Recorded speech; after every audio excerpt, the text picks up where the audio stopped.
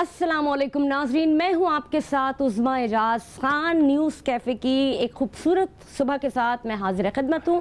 खुशामदीद कहेंगे आपको। मेरी सुबह तो बहुत अच्छी शुरू हुई है। मैं उम्मीद करती हूं कि मेरे देखने वालों की, मेरी कौम की, मेरे लोगों की सुबह भी इसी तरह से खुशगवार और हसीन हो।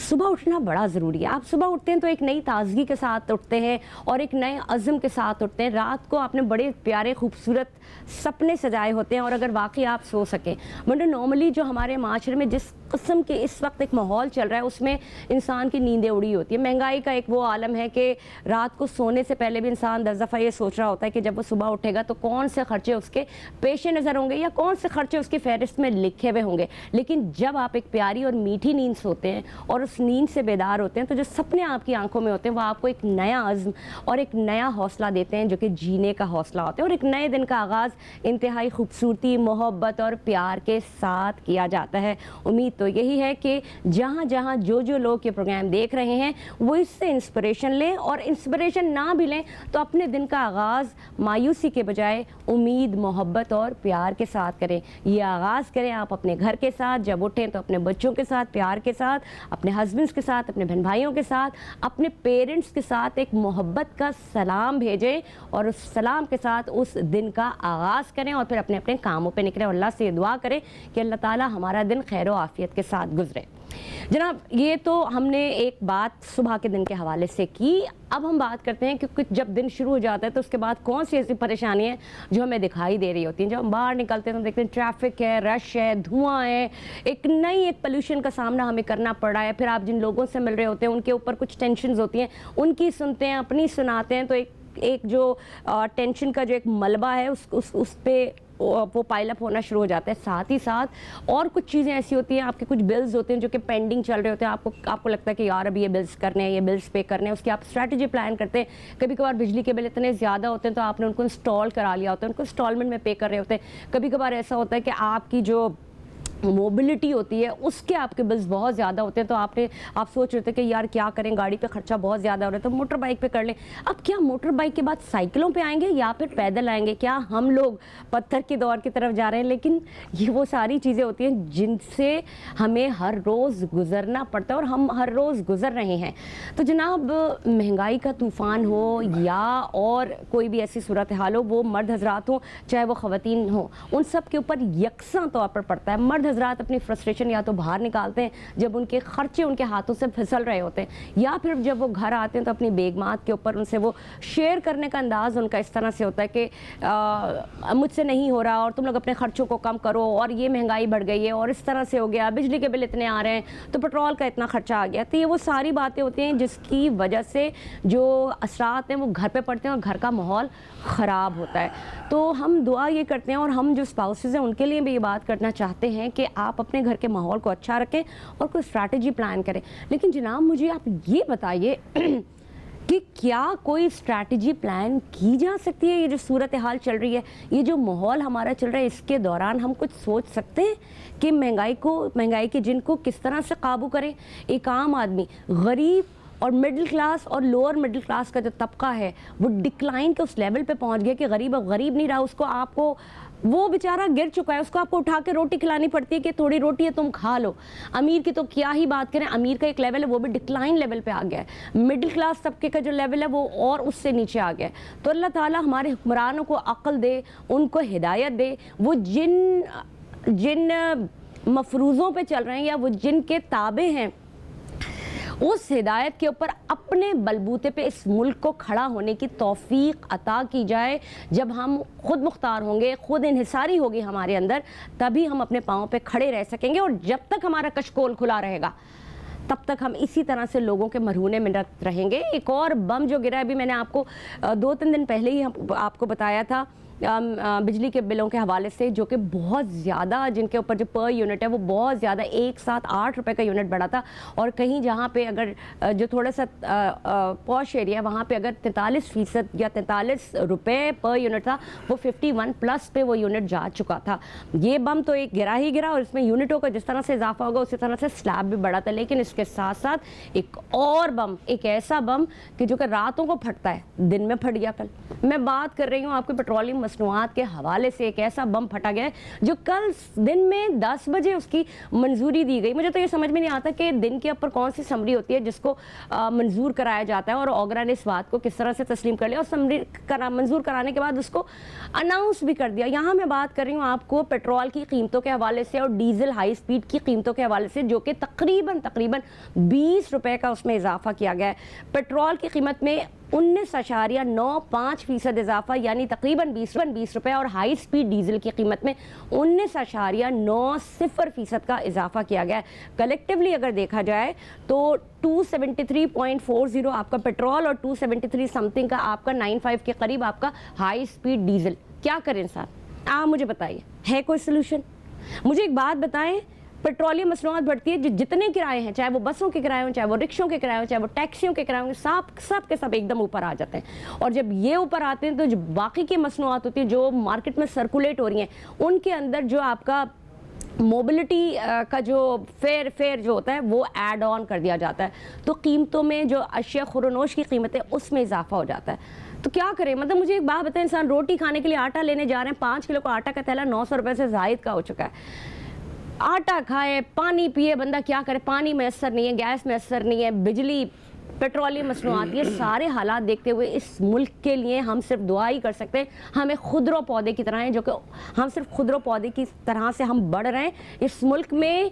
चाहे अमीर हो चाहे गरीब हो, तमाम के तमाम लोग इस महंगाई से उनके लिए परेशानी का सबब बन रही है। और यहाँ ये बात मैं आपको बड़ी अहम है बताती चलूँ, जो इसाक डार साहब है उनका ये कहना है, हमारे वज़ीर ख़जाना जो है उनका ये कहना है कि जी IMF ने जो शराइत लगाई हैं उसकी वजह से हमें ये अपने आप को खींच तान के इजाफा करना पड़ा है, चूँकि कर्ज़े लेने मुल्क की बहाली के लिए हमें ये फ़ैसले करने पड़ते हैं। तो मुझे तो याद नहीं पड़ता जब से मैंने होश संभाला है, सिवाय कर्ज़ों के कशकोल के अलावा कभी कोई हुकूमत आती है, कभी कोई हुकूमत आती है, IMF से सभी मांग रहे होते हैं, हर जाने वाली हुकूमत दूसरे को मोरद इल्ज़ाम ठहरा रही होती है और कहते हैं कि जी ये तो भिखारी हैं। बात ये नहीं हो रही कि कौन भिखारी है कौन नहीं। जब तक हम अपने पाँव पे मजबूती के साथ खड़े नहीं होंगे, हम अपनी मदद आप नहीं करेंगे, हम इसी तरह से कर्ज़ों के जाल में जकड़े रहेंगे और हम ये जो हमारी जो बैरूनी आफात हैं जो हमारे खुद पैदा करते हैं, हम इससे निकल नहीं सकेंगे। लेकिन एक बार सोचना ज़रूरी है।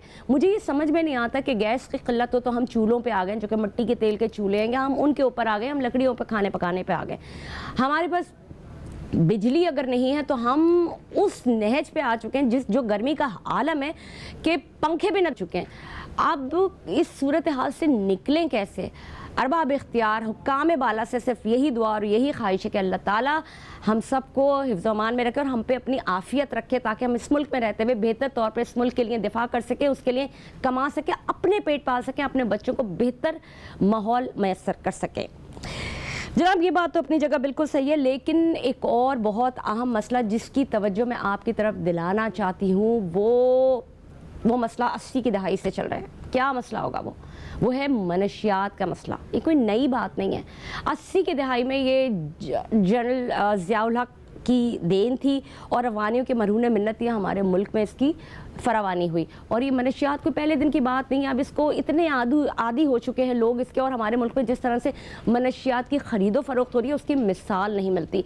और यहाँ ये बात बड़ी अहम है कि अगर हम बात मनशियात के हवाले से करते हैं तो पहले ये ख्याल आता था कि जी एक ख़ास तबका है वो मनशियात इस्तेमाल कर रहे हैं, फिर हम एक और ख़ास तबके की बात कर रहे होते थे कि जी वो मनशियात। लेकिन इस वक्त मनशियात चाहे उसकी कोई भी फॉर्म हो, कोई भी किस्म हो, चाहे वो आइस की फॉर्म हो, चाहे वो कोकेन की फॉर्म हो, चाहे वो हेरोइन की फॉर्म हो, चाहे वो कोई सस्ता नशा हो, चाहे वो शराब की फॉर्म में, इतनी आम हो चुकी है और हर तबके और हर उम्र के लोगों में ये इतनी आम हो चुकी है कि ये लम्हा फ़िक्रिया, तो मेरे ख्याल में अगर मैं ये कहूँ कि लम्हा फ़िक्रिया रहा है तो अब तो ये बात लम्हा फ़िक्रिया से भी बहुत ऊपर आ चुकी है। और आज स्टूडियो में हमारे साथ मंशियात के बढ़ते हुए रुझान के हवाले से बात करने के लिए मौजूद हैं एंटी नारकोटिक्स के एक्टिविस्ट जनाब खुर्रम जमाल साहब। आपको खुशामदीद कहते हैं फिर से।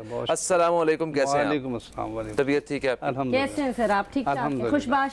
अल्लाह का। सर ये बताइए कि नशे के जो इस्तेमाल करने वाले अफराद हैं, जो आदी अफराद हैं, उनकी तादाद दिन ब दिन बढ़ती क्यों जा रही है? और एक अंदाजे के मुताबिक हमें पता चला है कि कोई 8 मिलियन के करीब लोग ऐसे हैं जो नशे की लत में पड़े हुए हैं। और मतलब 8 मिलियन के करीब लोगों का मतलब है कि 8 मिलियन ख़ानदान जो हैं वो कहीं ना कहीं इससे मुतासिर है। ज़रा इस पर रोशनी डालिएगा। देखिए, पहली बात तो ये कि जो बढ़ रही है उसकी आपने वजह पूछी है। वजह, सबसे बड़ी वजह यह है कि हमने उसे मजलूम बनाया हुआ, जबकि वो जालिम है। ओके। जो नशा कर रहा है वो जालिम है।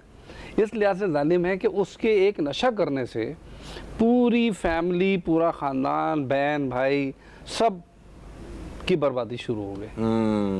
तो जालिम है या मजलूम है? बिल्कुल जालिम है, ठीक जालिम है। है। तो पहले तो हमें ये डिसाइड करना है कि वो जालिम है। हाँ, वो अपने साथ भी जुल्म कर रहा है और फैमिली के साथ भी। ठीक।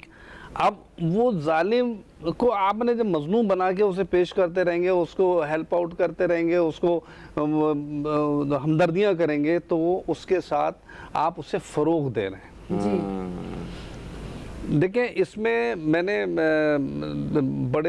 चीफ जस्टिस को भी एक लेटर लिखा था कि जब तक पीने वाले के लिए सज़ा नहीं होगी आप कुछ भी नहीं कर पाएंगे। ठीक है। मिसाल मैं ऐसे दूं कि कोई शराब का नशा कर रहा है, पुलिस पकड़ती है, उसे ले जाती है और उसको एमएलओ के पास ले जाके उसके वो एग्जामिन करती है, और अगर उसके मैदे में शराब पाई जाती है तो उसे सज़ा है, उसकी एफआईआर है। हेरोइन पे नहीं है। क्या मतलब? पीने वाले के लिए कोई सज़ा नहीं है, कोई सजा ही नहीं है जी। ये कैसे है आपके कानून में? अब आप मुझे ये बताएं कि जब उसको सजा नहीं मिल रही तो वो आपको सड़क पे बैठा हुआ है, लोग उसे खाना भी दे रहे हैं, तो उसको तो आप फरोग दे रहे हैं ना। हाँ। ठीक। उसे एज अ होमलेस ट्रीट कर रहे हैं आप। अच्छा। उसको फरोग। और ये जो मेरा जो 35-36 साल हो गए मुझे, मेरा तजर्बा ये कह रहा है कि जो नशे में पड़ गया उसके वापसी के चांसेस 10% है। अच्छा। 90% वापस नहीं आते। तो सर, ये जो रिहेबिलिटेशन के सेंटर्स होते हैं ये क्या करते हैं फिर? रिहेबिलिटेट होते हैं? ये अल्लाह ताला की एक जो आपकी केमिस्ट्री, बॉडी की केमिस्ट्री है ना, उससे मैच नहीं करता। वो उसकी बहुत सारी चीज़ें अल्लाह ताला ने बनाई है। मिसाल के तौर पे आपके किडनी बनाई है, वो फिल्टर करती है आपकी। ठीक है। इसी तरह वो जो उसके बॉडी में और जो वो जो असरात है ना, वो जाना इतना आसान नहीं होता। अच्छा, आपके सिस्टम यहाँ तो आपके तो हम तो देखिए सो कॉल्ड हम कह सकते हैं कि हम बहुत बैकवर्ड हैं। जो एडवांस कंट्री हैं वहाँ भी रिलैक्सेशन का रेट 90% है, 70 to 90% मुख्तलिफ जगहों पे वेरी करता है। तो उनके यहाँ तो बहुत टेक्नोलॉजी भी है, सब कुछ है। सब कुछ होने के बावजूद भी अगर वो आप उसे हम बॉटम लाइन 70 भी ले लें कि 70% रिलैक्सेशन रेट है, तो उस वक्त मुझे बताइए कि तो हम कहाँ खड़े हुए हैं? हमारे पास तो कुछ भी नहीं है। बिल्कुल सही है। 80 लाख लोग तो ट्रीट नहीं हो रहे ना, जितने मर्जी रिहेबिलिटेशन सेंटर्स हैं यहाँ पे।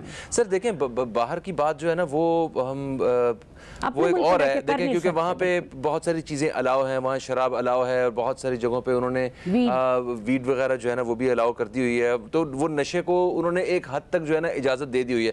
सवाल ये है कि इस्लामी जमहूरिया पाकिस्तान में इतनी आसानी से पीने वालों के लिए शराब और ये बाकी सारे नशे किस तरह आसानी से मुयस्सर हो जाते हैं? थोड़ी सी इस पर रोशनी डालिएगा। देखिए, आपने जो बात की ना शराब की, और आपने एक लफ्ज़ इस्तेमाल किया इस्लामी जमहूरिया पाकिस्तान, उसका कानून में हद में लिखा हुआ है कि मुसलमान को शराब नहीं मिलेगी। बिल्कुल सही है।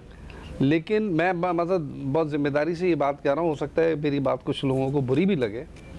आप क्या जो जिनके नाम पे लाइसेंस लिया जाता है, मैं आपको बहुत दावे से कह रहा हूँ, किसी भी मजहब की कोई किताब उठा के देखने कहाँ लिखा हुआ है कि उनके यहाँ नशा जायज़ है। बिल्कुल सही कह रहे हैं। अगर एक और तकलीफ से बात, एक और ठीक है, वो भी बात शायद बुरी लगे किसी को कि लाइसेंस तो गैर मुस्लिम के नाम पे निकाला जाता है, ठीक है, परमिट वगैरह उसको बना के दिया जाता है, तुम इसकी खरीदो फरोख्त कर सकते हो, लेकिन मगर उस जितना कंज्यूम होता है वो सारा जो है ना वो हम मुस्लिम कम्युनिटी में ही होता है। I'm sorry। आप फ़हीम, आप जो बात कर रहे हैं और आप जो कह रही हैं बिल्कुल 100% सही है। मैं इससे आगे की बात कर रहा हूँ। अगर उनकी जो बॉटल सेल होती है, ठीक है, अगर उनके आदाद शुमार निकाल लें तो मुसलमान अक़लियत में चले जाएंगे, नॉन मुस्लिम ऊपर आ जाएंगे। अच्छा सर, ये तो आपने बात ये की है ना, हमें इसी नशे की तरफ आ रहे हैं, मैं इसको कंटिन्यू करूंगी। ये तो शराब का नशा है ना, जिस आसानी से ये बाकी दीगर के नशे जो हैं ये सप्लाई हो रहे हैं।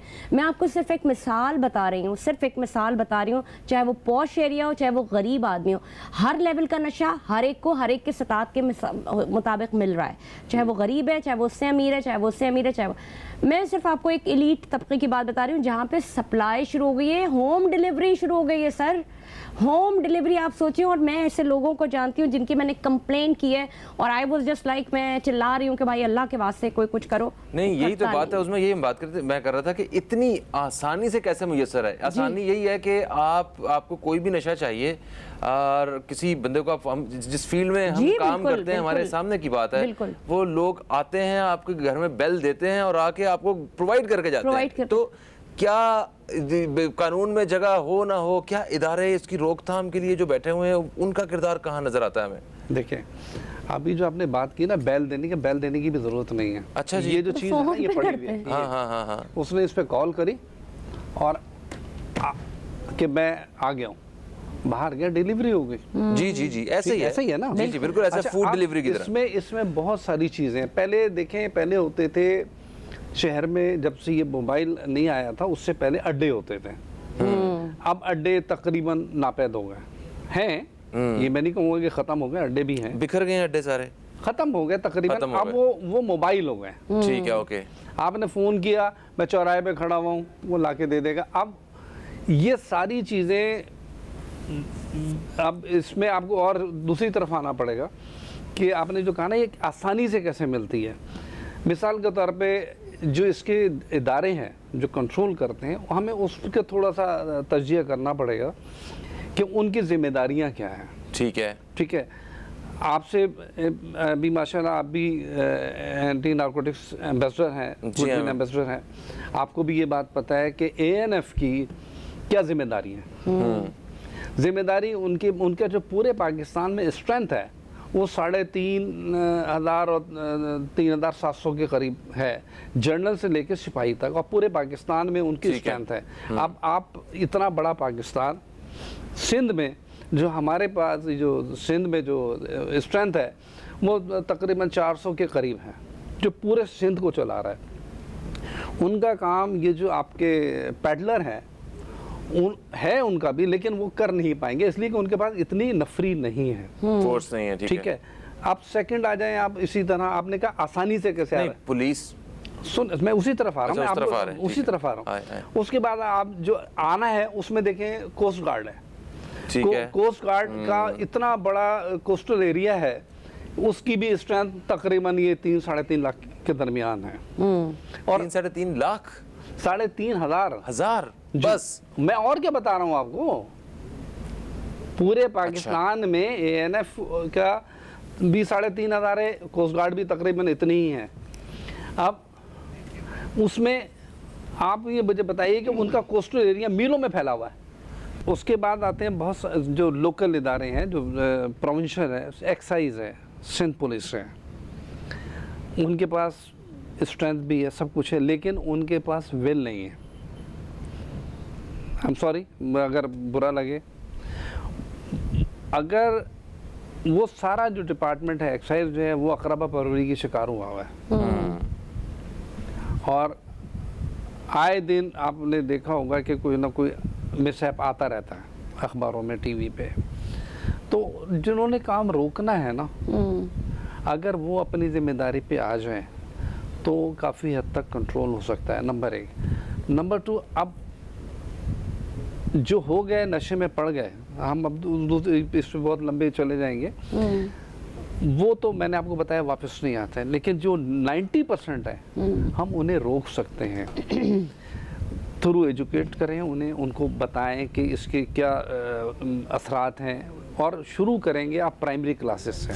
ठीक है। अच्छा सर, इसकी रोकथाम के हवाले से और इसकी आगाही के हवाले से हम यकीनन आपसे रहनुमाई हासिल करेंगे, मगर इसके बीच में एक और बड़ी अहम बात जो मैं चाहता हूँ कि प्रोग्राम का हिस्सा बननी चाहिए सर, वो ये है कि देखें, एक जो अमीर तबका है हमारे यहाँ, वो तो फैशन में कोकेन और आइस जो है वो इसके नशे पे लगा हुआ है वो, और मतलब पूरा तबका नहीं, जाहिर बात है उनमें कुछ लोग, जी। और इसी तरह जो बेचारे गरीब तबके के लोग हैं वो हीरोइन पी रहे हैं, और उसमें जो है वो मतलब मरने वाली हालत तक पहुंचे हुए हैं। उनके पास ना तो आगाही है, ना रिहैबिलिटेशन सेंटर वो अफोर्ड कर सकते हैं। तो आप जरा ये बताइए कि इन दोनों तबकों को किस तरह नुकसान पहुंच रहा है। एक तरफ तो हम बात करते हैं कि हमारे पास यूथ है, हम ये हैं, हम वो हैं, सबसे बड़ी यूथ का कि ये हाल हो रहा है, ज़रा इस पर रोशनी डालो। देखिए, अब यूथ पे आपने भी एक बात की, तो मैं उसी से शुरू करता हूँ। हम रोल मॉडल किसको बनाते हैं? हम बच्चे को जब कहते हैं तो हम क्या कहते हैं रोल मॉडल? कभी हमने ये कहा कि तुम कायदे आज़म बनो, लियाकत अली खान बनो, सत्तार ईदी बनो, अंसार वर्नी बनो। हम किसको कहते हैं? नहीं, बिल गेट बनो, फलाने शाहरुख खान बन रहा है कोई बच्चा। अपने आइडियल आप बच्चों से आप जाएं, मैं आपको बहुत जिम्मेदारी से बात कर रहा हूँ, बच्चों से आप सर्वे करें कि भाई बड़े होके क्या बनोगे। अच्छा, वैसे इस वक्त बच्चे जो है ना वो बताएंगे कि मैं बाबर आजम बनना चाहता हूँ। अब चेंज आ रहा है, आ रहा है। इसी तरह आपने जब तक आप बच्चे का माइंड सेट नहीं करेंगे कि आपने बनना क्या है, और वो आपने करना है शुरू से। मिसाल के तौर पे इस तरह मैं बताऊं कि बच्चे को खौफ नहीं आएगा ना जब तक मंशियात से, जब तक आप कामयाब नहीं हो सकते। अब ये खातून बैठी हुई हैं, अगर यहाँ एक चीज़ है, अगर वो आ जाए तो ये उछल के चली जाएगी, भूल जाएंगी कि शो चल रहा है, वो है छुपकली। ऐसा ही है, हर घर में है ये प्रॉब्लम। कॉकरोच है, छिपकली। क्यों डरती है छिपकली से? आज तक छिपकली ने काटा है? वो लाशऊर में डर बैठा हुआ है कि उनके जब वो शऊर आ रहा था तो माँ की आवाज़ आई, छिपकली आ गई, माँ के कान में आवाज़ आई उसकी माँ की। तो ये नस्ल दर नस्ल ये खौफ बैठता गया कि छिपकली कुछ भी नहीं है। तो अभी आप चाहते हैं कि कोई सिगरेट पी रहा हो तो देख के चीख मार दे बंदा? भाई उनको अवेयर करेंगे, बेटा ये चीज़ गलत है। अब आपने जो सिगरेट की बात की, देखें फर्स्ट हमने एक पोस्टर बनाया था ANF के साथ, उस पर लिखा था एक सिगरेट है, वो ये चल रहा है, यहाँ पर ऐश है, आंखों पे पट्टी बंधी हुई है, एक पाँव उठा हुआ, एक उस पर रुका हुआ है, उठाया हुआ उसने, और उसके नीचे लिखा हुआ your first step could be the last. बिल्कुल सही है। ठीक है, हम सिगरेट को नशा नहीं मान रहे जी। अच्छा, पहले होता था कि जब कोई शादी वादी कोई रिश्ते के लिए आते थे ना तो ये बड़ा बुरा समझा जाता था कि लड़का सिगरेट पीता है, ओहो ये तो लड़का ठीक नहीं है। अभी तो आम सी बात, अभी लड़के लड़कियां सब सिगरेट पीते हैं, और वो क्या कहते हैं इलेक्ट्रिक सिगरेट सबने पकड़े हुए, वो घरों में आम है, बच्चे भी लगाए हैं। नई चीजें आ गई ना, वो जो आपने इलेक्ट्रिक सिगरेट की बात की, इलेक्ट्रिक सिगरेट है क्या है वैसे? उसके अंदर भी आप फ्लेवर होता है ना, जी। आप फ्लेवर की जगह आप उसमें वो डाल दें, लिक्विड हेरोइन डाल दें, लिक्विड आप चर्च डाल दें, उसके भी आता है। सर आप तो बड़े खतरनाक आइडिया दे रहे हैं। मैं आइडिया नहीं दे रहा है, इस्तेमाल हो रहा है, ऐसे ही मिल रहा है जी, मिल रहा है, लोग इस्तेमाल कर रहे हैं। आप ये समझ रहे हो इलेक्ट्रिक पी रहा है। अच्छा, ये जो आपने बात कही ना कि ये तो बहुत ही परेशान कुन बात है। मैंने जो अब तक जो नशे देखे हैं और जिसकी वजह से मैं खुद एक तकलीफ़ में हूँ, इसलिए कि मेरा मोहल्ला, मेरा माशरा, मेरी कौम इस तकलीफ़ में है, चाहे वो मेरे बच्चे हों जो बड़े हो रहे हैं, उनके लिए हम सोचें। मेरे पास एक बड़ा ज़बरदस्त सवाल है जो कि मैं वैसे बाद में करूँगी, क्योंकि वो बात करने के लिए बच्चों को अगर आप मिसालें दें ना अपने हीरोज़ की, उनके पास ऐसे सॉलिड आंसर होते हैं कि आप गंग हो जाते हैं। आप क्या जवाब दें उनकी बात? सर आगे बढ़ते हैं। सर मुझे ये बताएं कि नौजवानों को इस नशे से कैसे रोका जा सकता है, इसके लिए क्या रोकथाम होनी चाहिए, अवेयरनेस क्या होनी चाहिए, और वो सारे अफराद जिनके घरों में कोई ना कोई एक फर्द जो है इसमें लगा हुआ है उसके बारे में बताएं। देखें, ये अब काम जो है ना, ये किसी एक मुल्क, एक शहर, एक मोहल्ला या एक कस्बे का नहीं रहा है। ठीक, अभी हर घर की ज़रूरत है कि उसको अवेयरनेस होनी चाहिए, और हर आदमी, अब आप हैं यहाँ पे, आपने यहाँ बुला के अपने हिस्से की एक ईंट रखी है, लोगों को अवेयर कर रहे हैं। ठीक है। इसी तरह उस्ताद जो अब पहले असातिज़ा थे वो हमें बहुत सारी चीज़ें बताते। आज हमारे साथ प्रॉब्लम ये होगी कि हम उस्ताद को कुछ कहने नहीं दे, हम मतलब डांट नहीं सकता उस्ताद। आज मैं जो बैठा हुआ हूँ यहाँ पे, मैं अपने उस्ताद की वजह से बैठा हूँ। जो मैं आपके बाद इतनी कॉन्फिडेंटली बात कर रहा हूँ, ये मेरे उस्तादों ने बताया। मेरे उस्ताद ने सरफराज शाह साहब, उन्होंने मुझे बताया कि जीना कैसे है, कैसे जियोगे, ये क्या अच्छा है क्या बुरा है। मैं आज मेरे जो आपसे तो मुझे जानते हैं अच्छी तरह कि मैं आज अगर मैं शराब पीऊँ तो मेरे लिए रोज़ मुफ्त है। मैं क्यों नहीं, मैं सिगरेट भी नहीं पीता। ठीक है, ये क्या था, सिखाया गया, बताया गया कि अच्छाई बुराई। हमें इसी तरह हर माशरे के हर फर्द को, एक एक फर्द को ये जिम्मेदारी उस पे है कि वो अपना फर्ज अदा करे। अगर ये समझता है कि ये कोई बहुत बड़ी बला है, हम इसे बला नहीं समझ रहे, हम इसको बहुत लाइट ले रहे हैं। सर आपको लगता है कि दीन से दूरी भी बहुत सारी ये चीजें जो हैं इसकी वजह बन रही है? मिसाल के तौर पे मैं अब ये देखूं कि आप ये देखें कि लोगों ने माशाल्लाह बारिश है, सर पे टोपी भी है, नमाज भी पंजगाना पढ़ रहे हैं, लेकिन उनके मुंह में गुटखा भरा हुआ है। क्या मुझे ये बताइए कि क्या इस्लाम की वो जो बदबू है मुंह में, उसमें क्या उनका वुजू होगा? नहीं होता ना। लेकिन उन्हें तालीम ही नहीं है ना इस बात की। ज़रूरत है अवेयरनेस की, तालीम की, और उसमें किसी एक की नहीं है। जैसे मैंने आपको कहा कि आप हैं, मैं हूँ, और लोग हैं, हर आदमी अपना अपना काम ज़रूर करे।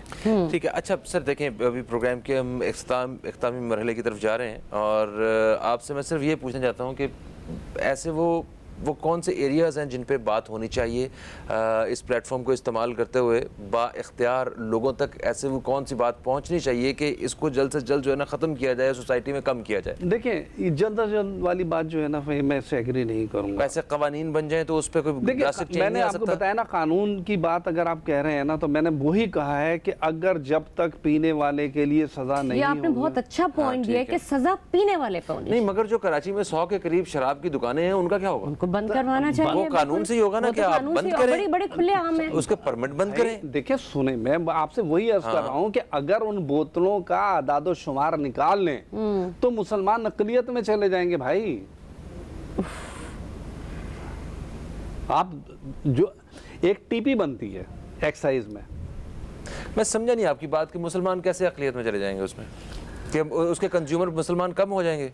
नहीं, मैंने आपसे कहा उनको तादाद में, जब आपने आप अक़लियत किसको कह रहे हैं? मतलब नॉन मुस्लिम जो कमी में है, ठीक है, तादाद में कम उनके है। नाम पे उनके नाम पे लाइसेंस है। हाँ ठीक है। अक़लियत वाले जिनके नाम पे लाइसेंस है वो 1% है जो दुकान से शराब लेते हैं। ठीक है, बाकी 99% वो ले रहे हैं। ठीक। अब जब आपने काउंट किया सर देखें, तो 99% कहाँ चला गया? मुसलमान पी रहा शराब। सर देखें, दो तरीके हैं, या तो उसको गिरेबान से पकड़ के सलाखों के पीछे लेके जाना पड़ेगा बंदे को, पीने वाले को। जाहिर बात है वो कोई कानून बनेगा, मैं और आप तो नहीं लेके जाएंगे ना। मैंने क्या आप लेके जाएंगे, मैं लेके जाऊंगा, उज़मा लेके जाएंगी, कि कौन लेके जाएगा? कानून सब कुछ बना हुआ है। अच्छा, इम्प्लीमेंट ही नहीं होता। इम्प्लीमेंट के लिए क्या होना चाहिए? हाथ पे हाथ रखेंगे, टीवी पे शो करेंगे हम लोग? इम्प्लीमेंट के लिए वो खूनी इनकलाब चाहिए आपको। खूनी इनकलाब चाहिए। किस किस चीज पे खूनी इनकलाब करें? किस चीज़ पे खूनी इनकलाब करें? जिस जगह पे हम आ गए ना, इस वक्त हम बात करें अपने, सबसे ज़्यादा हमारा नौजवान तबका तबाह हो रहा है।